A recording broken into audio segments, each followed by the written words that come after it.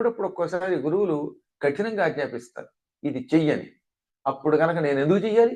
ఏ? మీరు చెప్తే చెయ్యాలా? అన్నామా? అంతకంటే మరొక ప్రమాదం మరొకటి లేదన్నారు.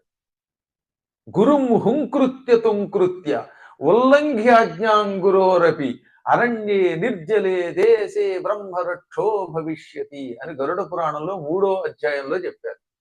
గరుడ పురాణంలో ప్రేతకాండం చాలా గొప్పది. గరుడ పురాణం 3 కాండలు. ఆచారకాండము, ప్రేతకాండము, బ్రహ్మకాండము. ఈ 3 కాండాలు 19,000 శ్లోకాలతో ఉంటుంది. పూర్తి అందులో ప్రేతకాండంలో 3 అధ్యాయాలు ఏమన్నారు? గురువు గురువే.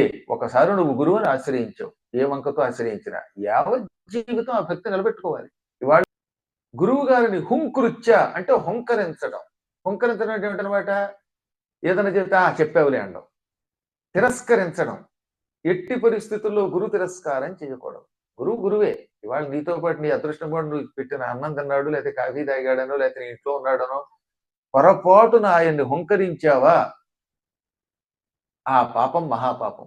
తుంకృత్య తక్కువ చేసి మాట్లాడడం. కొంతమంది ఏం చేస్తారు తెలుసా? అప్పుడప్పుడు చనువు ఎక్కువైపోతే తక్కువ చేసి మాట్లాడతారనమాట. ఆయన మొహం ఆయన ఏం గురువు అండి బాబు, ఆయన అసలు నడిపించేదే మేమన్నట్టు ఒకడోడు. చాలా కాలం క్రితం స్వామీజీ మాట చెప్పారు. మాకు శిష్యుడు వాడు అసలు ఆ స్వామీజీ ఆశ్రమం అంతా నేనే నిర్వహిస్తున్నాడు, ఆయన ఏం లేదండి బొమ్మ అన్నట్ట. ఓరి వీడి మొహం తగలయ్యా, మరి కర్మయోగం కాకపోతే. అంటే గురువు గారికి అనేక రకములుగా అప్లిఫ్ట్ ఇచ్చానండి అనేవాళ్ళు ఉంటారు పాపం. అప్పు లేదు, లిఫ్ట్ లేదు. ఇంకా ఆయనకి అప్పులు ఇవ్వకుండా ఉంటే చాలు.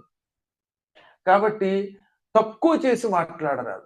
గొప్పవాడు కాదు, నేనే గొప్పవాడు, ఆయన పైకి తీసుకొస్తున్నానని ఎక్కడన్నా పొరపాటున చులకనగా మాట్లాడావా? ఒకటి, ఆయన మీద ఎగరకూడదు, కోపగించకూడదు. 2, తక్కువ చేసి మాట్లాడు. గురువు నేను నమ్మి నీకు ఈ పని చెప్పాడంటే నీ మీద ఎంతో నమ్మకం ఉందని అర్థం. నేను అనుగ్రహించాలనుకుంటాడు ఆయన. అలా అనుకుని చెప్పాడు.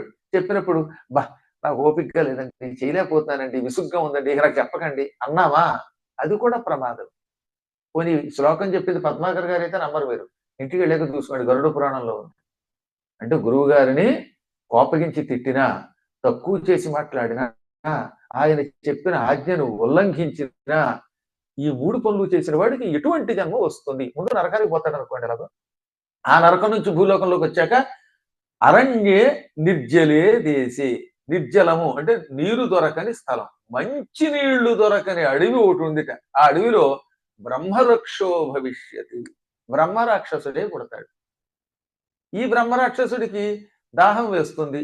ఆ అడవిలో మంచినీళ్ళు దొరకవు. వాడికి రక్తం తాగాలని ఉంటుందండి. బ్రహ్మరాక్షసుడు సాధారణంగా మీలాగా వాటర్ బాటిల్స్ తాగరు. రక్కడు దొరకడు. మంచినీళ్ళు దొరకవు.